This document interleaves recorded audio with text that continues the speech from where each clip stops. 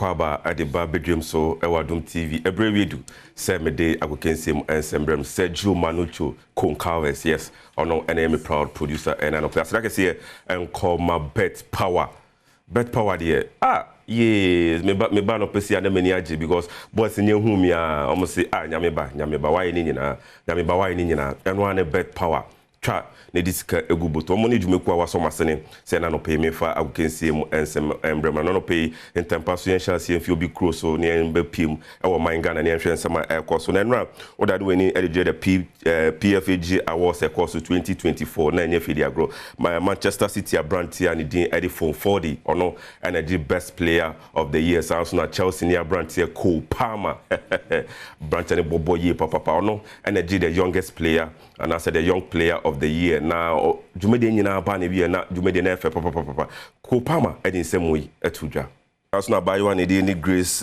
Clinton and also enenya PFA player of the year in Mana film na just na enye fidi agro na PFAG for so almost the omode ama players no omo players a nti de be sibia no almost omanitua players e bo homode ni omo bo homode nyina no e ya na omanitua eno ene kopie mo ye na ni emfanche man Ghana na ehwe nsema e todwa e wo man Ghana mo so no the Ghana Football Association aso ye enedun GFA president Kurt ES Okraku edin nsema todwa say women football e hu hia say we see invest in them grassroots no so we invest more honma eno eneboa ema munyi abedum pin for no black queen se boa ema bibia ekoso na we no opache say investment e won Badwam na man ni age e won happen so our gradual investment in the women's game is there for everybody to see. Our singular decision to place the women's game on free-to-air TV has brought in unquantifiable benefits to the women's sport. From 2023, we have not only developed the women football strategy, as you can see, but we have step by step taken practical steps at implementing the strategy for the full benefit of the women's game. Our U20 girls are getting ready to go to the World Cup. That represents the 7th consecutive time we are heading to the World Cup. The FA has rolled out the plan for the new season. The Premier League fixtures are out. The dates have been announced. Yenda yeni efantre Ghana mbaiwa wondimbre info edunu 20 years the Black Princesses of Ghana, the Black Princesses of Ghana madani weni era chobi manso Colombia eho ena the World Cup ebepem so eno mbaiwa wondimbre info edunu omo ena World Cup eduso na Black Princesses training ni bebre ewo Colombia de bom ho sebia ukesi ni nya chance ye prna na so mo so muti mo na so afidi ompache se ye den akiane kino omatimi akon etra the group stages na se bibia akoso na coach Yusuf Bazigi area tazo say afi so na afi den awoso tra na omo bebo series for friendly matches bi ene nyame aduma na wotwi mo omo ne Mexico edbepem so eno ejina so ama Black Princesses players ne bi ade atodwa say sa friendly games we no we mu na bebo mo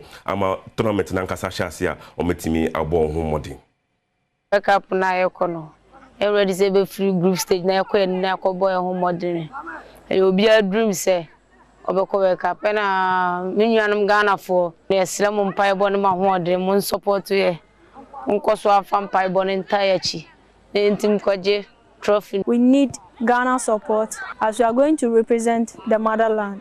Stronger together, princesses, higher we go. I'm excited to be with the team so far. The people more they say the cost so say even make Ghana proud. Say move support here.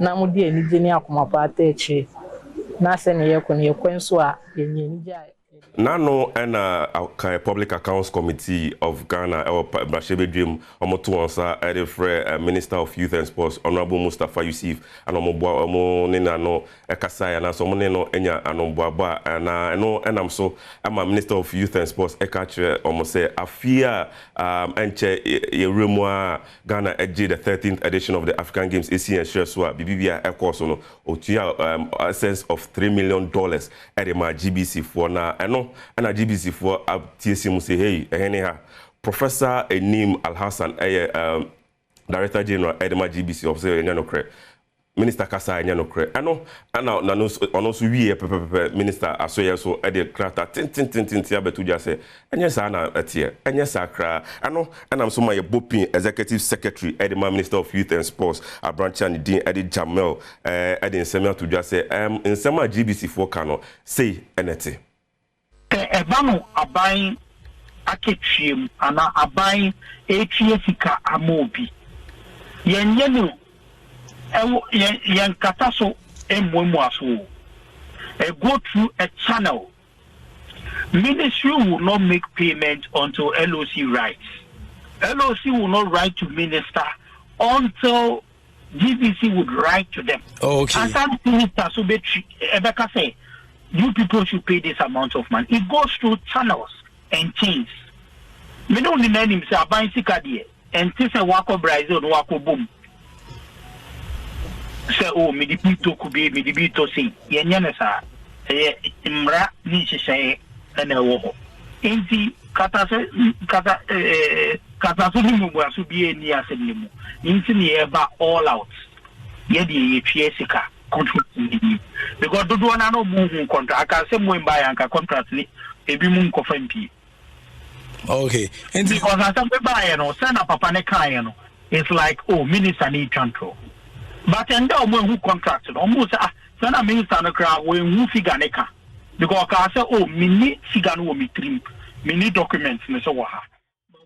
Yes, I know. Executive Secretary Edema, the Sports Minister Jamal Anamotene Kana Krata Ministry of Youth and Sports Edibetu Jana Oma Chechim Pefe Bibia was a minister no eka say no on should any figure ni into say excess of $3 million now in Krata Omnibetu Jana e purchase omutia $3.6 million Edema GBC coverage, you know, into na nyama woman no na no cre and answer enya no cre no GBC for so papa no and answer director general so den sem ebetu dwa no isi ene me ne wo ene o si ebu ase asemoi sign enete e den a GBC for so me sure say na copy menu ready almost side your press release ebeba na ahwe ni die chi de betu dwa bia no yen fa enkame mo eno ene nsema copy mo yen na ni fa chensen fufrom oda we ni e de che de ga cut off for etu dwa e wo T&A Park ewo takwa enye fidi agro matches na yakoso na media my first game otran ama Nations FC ebone ka ba kwa 20 minutes madaraka entino on the next game or 12 na coach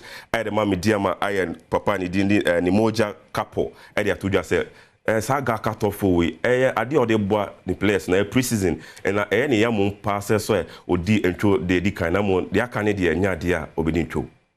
The Nations team, they have very good team, they have very good players. And I really respect a lot how they are working and how they are playing. That also I expect will be close our last games because really that was in the game in many phases that was so. And I also expect they will choose similar tactic. I am really very appreciate how they are giving support to us.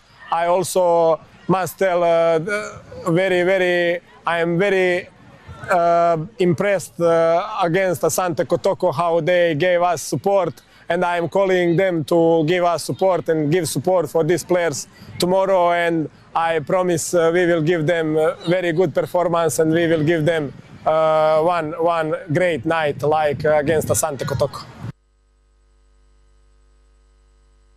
No ene kopie mu nti gaka tofo ne nso ye ni ediechie papa gaka fo na hyehye what I say gaka fo e na hyehye nti no bibia be koso before league ne be start no we na ade e wo ho da before league ne be start no odi kan do to so mienu do to so miensa ene do to so nan wo so mo bo pre-season at the moment and no crab boa ama clubs no mo bo Africa titi oni CAF Confederation Cup any CAF Champions League no ebe bo mo ama ho sisi na koso but we no mo twen ama clubs na ko Africa dada afi no mo bo eba ne sa the fatigue at the best players no and the ama omo ho enisu yi papa ni nyina agina so ama head coach Edema media ma patch say we nyina na keka ho na be manyama akoyi na me sa e kan say bet power bema de e wo say onye sika gu botum bema o ye bema na onisika waso ebeyehye nti no a bet power app no o de so oni app now just dial bet power obenya na oso no johnson say odds everybody nyame say na European leagues na sha say no everybody nyame